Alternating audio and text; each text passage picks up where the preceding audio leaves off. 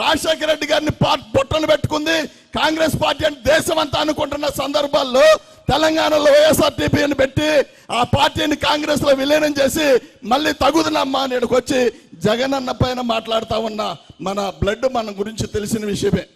ఇక ఏకంగా ఇక రావాల్సిన ఈ రాష్ట్రానికి మనకు శత్రువులు ఎవరైనా ఉన్నారంటే కేఏ పాల్ మాత్రమే. ఇక వచ్చే వాళ్ళందరూ వచ్చారు, ఇక కేఏ పాల్ మాత్రమే మిగిలాడు. కేఏ పాల్ గారికి ఉన్న నీతి కూడా ఈ నాయకులకు లేదు. కేఏ పాల్ గారు ఏం చెప్తా ఉంటాడు, ఏది ఏమైనా 175 కాదు 10 నియోజకవర్గాలను నా అభ్యర్థులను పెడతాను తప్ప నా పార్టీని ఎవరి దాంట్లో కలపోను అని చెప్తాడు కేఏ పాల్. కేఏ పాల్కున్న దమ్ము కూడా ఈ నాయకులు లేదు. వీళ్ళ మీద వీళ్ళకి నమ్మకం ఉంటే కదా, వీళ్ళ పైన వీళ్ళకి నమ్మకం ఉంటే కదా పేదవాడి కోసం అనుక్షణం ఆలోచించి కష్టపడి 24 గంటలు వాళ్ళ శ్రమ పడతా ఉన్నారు కాబట్టి వాళ్ళని కాచి కాపాడాలి, అదేవిధంగా వాళ్ళని హక్కుని చేర్చుకోవాలని చెప్పి జగన్మోహన్ రెడ్డి గారు చూస్తున్న తరుణంలో ఇలాంటి టైంలో మీరు గనక తప్పుడు నిర్ణయం తీసుకొని ఓటు గనక చంద్రబాబు నాయుడుకి వేస్తే 20 సంవత్సరాలు మన జీవితాలు వెనక్కపోతాయి. జగనన్న మన పిల్లల్ని చదివిస్తామన్నాడు ఇంగ్లీష్ మీడియం, మన పిల్లల చదువులన్నీ వెనకపోతాయి. మన పిల్లల ఐక్యరాజ్య సమితిలో ఏ రోజైనా మరి ఈ రాష్ట్రం నుంచి వెళ్ళి ఐక్యరాజ్య సమితిలో మాట్లాడారంటే ఏనాడు కూడా దేశ చరిత్రలో ఏనాడు జరగల. 14 సంవత్సరాలు పాలించిన చంద్రబాబు నాయుడు తీసుకెళ్ళలేకపోయాడు. మరి అదేవిధంగా అంత ముందున్న ముఖ్యమంత్రి ఎవరు కూడా ఐక్యరాజ్య సమితిలో మన పేద పిల్లల్ని మాట్లాడించలేకపోయారు. కానీ జగన్ అన్న వచ్చిన 4 సంవత్సరాల్లో మన పిల్లలు ఐక్యరాజ్య సమితిలో ఇంగ్లీష్ మీడియంలో మాట్లాడారంటే ఆ సత్తా ఎవరిదంటే ఖచ్చితంగా జగన్మోహన్ రెడ్డి గారిది మాత్రమే. గమనించండి మీరు అందరూ కూడా. కానీ ఇందాక అన్న ఒక మాట చెప్పారు, రవిశ్ ఖాన్ అన్న, చంద్రబాబు నాయుడు దగ్గర డబ్బులున్నాయి మన ఓట్లు కొనాలని చూస్తామన్నాడు అని చెప్పి చంద్రబాబు నాయుడు చెప్తా ఉన్నాం, మా పేదవాళ్ళు, మా ఎస్సీలు, మా మైనార్టీలు, మా బీసీలు ఓట్లు కొనే దమ్ము చంద్రబాబు నాయుడుకు ఉందా? వాళ్ళకి కొనే దమ్ము లేదు, మనల్ని ఓటు అడిగే హక్కు కూడా వాళ్ళకి లేదని చెప్తా ఉన్నాం. అదేవిధంగా మీరు ఇందాక నుంచి ఒక మాట చెప్దాం అనుకుంటా ఉన్నా, మీకు ఒకే ఒక మాట చెప్పి ముగిస్తా. ఈ రాష్ట్రం మొత్తం మీద, ఈ దేశం మొత్తం మీద జగన్మోహన్ రెడ్డి గారు లాంటి నాయకుడు ఎక్కడా కనిపించలా. నేను ఈ మధ్యకాలంలో అప్పుడెప్పుడు మన వాళ్ళందరూ అని చెప్తా ఉంటారు, కోహినూర్ డైమండ్ అడ్డు వెళ్ళిపోయింది, కోహినూర్ డైమండ్ ఇటు వెళ్ళిపోయింది అని చెప్పి.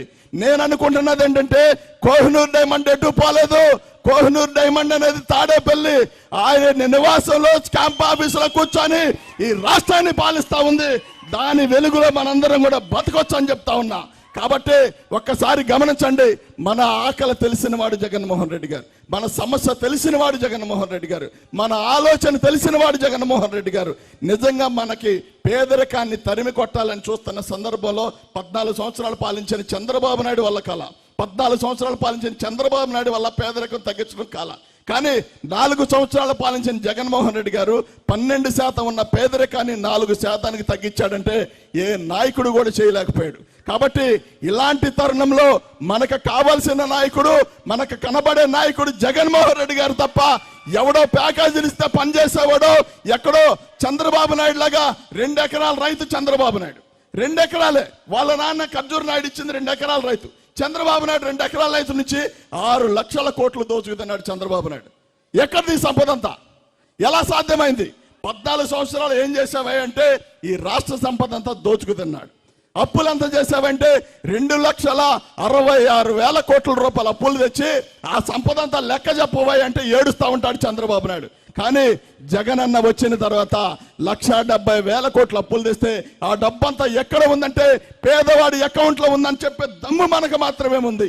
కాబట్టి మీకు అందరికీ ఒకే ఒక మాట చెప్తా ఉన్నా, ఎప్పటికైనా ఈ రాష్ట్రంలో మనం బాగుండాలి. ఎస్సీలు, బీసీలు, మైనార్టీలు, ఎస్టీలు, పేదరికంలో ఉన్న అగ్ర కులంలో ఉన్న పేదలు అందరూ కూడా బాగుండాలంటే ఖచ్చితంగా జగన్మోహన్ రెడ్డి గారు మాత్రం ఈ రాష్ట్రానికి ముఖ్యమంత్రిగా ఉండాలని చెప్పి తెలియజేస్తూ మీ అందరికీ ఒకే ఒక్క మాట చెప్తా ఉన్నా, మాకు జగనన్న తర్వాత ఏ బ్లడ్ రిలేషన్ అయినా, జగన్మోహన్ రెడ్డి గారు తర్వాత ఎవరైనా జగనన్న జోలికి వస్తే ఎవడైనా ఎంత దూరమైన వెళ్ళడానికి మేము సిద్ధంగా ఉన్నామని చెప్పి తెలియజేస్తూ మరొకసారి జగనన్నకి జై కొడుతూ, అదేవిధంగా ఇంకో 20-25 సంవత్సరాలు జగనన్నను ఎన్నుకునే విధంగా, అదేవిధంగా అన్నకు కూడా మీరందరూ సపోర్ట్గా ఉండాలని చెప్పి తెలియజేస్తూ